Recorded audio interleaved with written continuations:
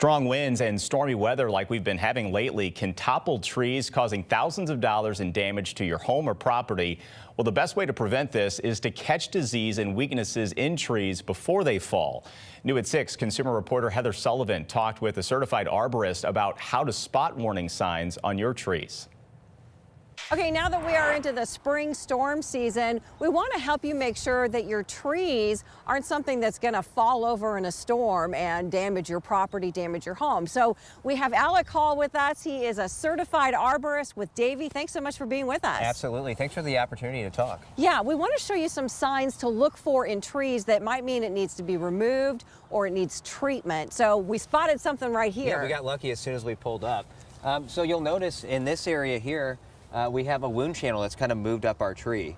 Most certainly when you see something like this with the heartwood exposed, it's worth having an arborist look at it. Additionally, we can kind of see in this area that carpenter ants are starting to bore the area out. Those right? little holes, that's Those what that little holes, means. Exactly. Now, okay. Carpenter ants, they generally don't kill trees.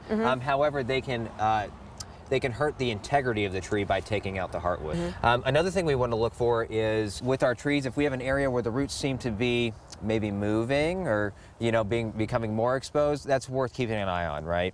Okay, we've got another tree over here, Alec. What is the issue? I know you've got your eye on about this tree. Well, starting with the codominancy that you see here with these two leads that are going upright. If you look really closely, you can see there's almost a line there, a delineation between the two branches, right? What that tells us is that the majority of the holding wood here doesn't occur until after that delineation. So we know that that's kind of a poorly formed union. And something like that is at a high risk of failure, and we would cable something like that, right? To make sure that big branch doesn't come down. Right, absolutely. What else should we be looking at?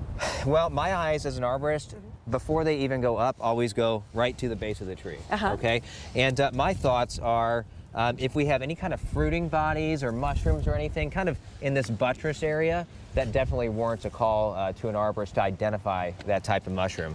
Alec Hall with Davey Tree, thanks so much. This was great insights. We appreciate it. In Forest Park, Heather Sullivan for Alert 4.